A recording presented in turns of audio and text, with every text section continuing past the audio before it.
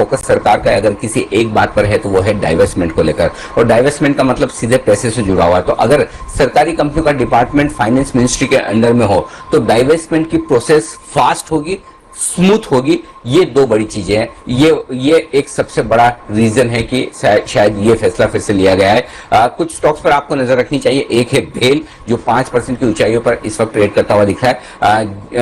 वो स्टॉक्स जहां पर दीपम का पूरा फोकस है, सरकारी कंपनियां जहां पर सरकार का पूरा फोकस है किसी न किसी तरह से एसेट मोनेटाइजेशन को लेकर या डाइवेस्टमेंट को लेकर, वो स्टॉक्स आपके लिए एक्शन में होते हुए दिख रहे हैं। इनफैक्ट न सिर्फ भेल बल्कि दीप फोकस करना चाहिए कॉनकोर पर भी, क्योंकि कॉनकोर एक और स्टॉक है जहां पर, एक और कंपनी है जहां पर सरकार लगातार डाइवेस्टमेंट की बात कर रही है। ये कुछ एक केसेस ऐसे हैं जहां पर एक्शन आपको भरपूर होता हुआ नजर आएगा। तो ये पूरी तरह से डाइवेस्टमेंट की प्रोसेस को फास्ट और स्मूथ करने के लिहाज से सरकार का इरादा है, और यही वजह कि आप देखिए ये सरकारी कंपनियां हैं, इनके स्टॉक्स जबरदस्त एक्शन में आते हुए दिख रहे हैं। तो मेरा ये मानना है यहां पर फोकस करना चाहिए।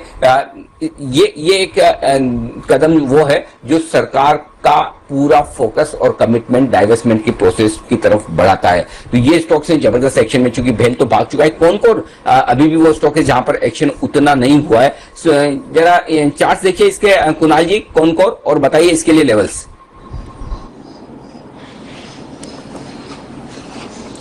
अनिल जी देखिए चार्ट बहुत ही बेहतरीन है, और जिस तरह का चार्ट स्ट्रक्चर कॉनकोर का है, स्टॉक में कंसोलिडेशन पिछले कुछ दिनों में हुआ। आज के ट्रेड में हम देख रहे हैं कंसोलिडेशन पूरा होता हुआ दिख रहा है। अगला रेजिस्टेंस मुझे 716 717 के आसपास नजर आता है। यह लेवल जैसे ही निकालता है कॉनकोर तो इसमें एक बड़ा ब्रेकआउट आएगा, 760 रुपए तक के लेवल्स मुमकिन है। तो चार्ट बहुत ही जबरदस्त है। जिनके पास पोजीशन है होल्ड करें, 690 रुपए के आसपास स्टॉप लॉस रख लें।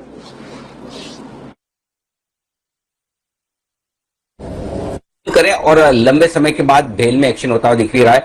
पिछले हफ्ते हम लगातार, आपको याद होगा, भेल पर आशीष सर भी बुलिश होते हुए दिखे थे। बाकी एक्सपर्ट, मेरे ख्याल से सुमित जी की तरफ से भी राय आई थी। सुमित जी, भेल पर आप भी एक बार जरा चार्ट देखिए, आपकी भी मेरे ख्याल से पिछले हफ्ते खरीदारी की आई थी, अगर मुझे सही से याद है। बिल्कुल अनिल जी, और अनिल जी भेल में ये जो करेक्शन आई थी ये बाइंग अपॉर्चुनिटी है। भेल मेरे को लग रहा है कि जैसे एक बार 70 के ऊपर क्लोजिंग देगा तो ये 75 से 80 रुपए तक का अपसाइड मूव दिखाएगा। आज स्मार्ट रिकवरी आया है लो लेवल से, और पिछले 7 से 10 दिनों के कंसोलिडेशन का ब्रेकआउट देखने को मिल रहा है भेल के अंदर। तो आज 70 का लेवल टूट जाता है या 70 का लेवल के ऊपर क्लोजिंग देखने को मिलता है 1-2 दिनों के अंदर, तो भेल के अंदर 75 से 80 रुपए तक का मूव देखने को मिलेगा। तो होल्ड करके चले। मेरे को लग रहा है कि अभी रैली की शुरुआत है, यहां से बड़ा अपसाइड मूव देखने को मिलना चाहिए। ओके, तो ये है आपके लिए बड़े अपमूव की तैयारी सरकारी कंपनियों के शेयरों में। और अब ढेर सारी सरकारी कंपनियां जो डाइवेस्टमेंट कैंडिडेट है, देखिए 2-3 तरह की कंपनियां। एक तो वो कंपनियां जिनका डाइवेस्टमेंट होने की तैयारी में, स्ट्रेटेजिक डाइवेस्टमेंट हो रहा है। दूसरी वो कंपनियां जिनके एसेट मोनेटाइजेशन होते हुए दिखेंगे। तीसरी वो कंपनियां जो लॉस मेकिंग है या किसी तरह से एक से दूसरे में मर्ज होने की तैयारी में है। वो सारे स्टॉक्स हैं, वो सारी कंपनियां जिन पर आपको फोकस करना चाहिए। एक और स्टॉक जो कुणाल जी और राकेश जी का पसंदीदा रहा है, वहां पर मैं जाना चाहता हूं, वो है BEML, जिसपे बड़े टारगेट कुणाल जी राकेश जी की तरफ से 1700 रुपए तक के आते हुए दिखे। ये एक और आपके लिए वो स्टॉक है जो फोकस वाला होना चाहिए। ये सारी सरकारी कंपनियां, और इस साल की आपको याद होगा पूरी हमारी थीम ही सरकारी कंपनियों की रही है। BEML, ये स्टॉक आपके सामने लेकर आएंगे।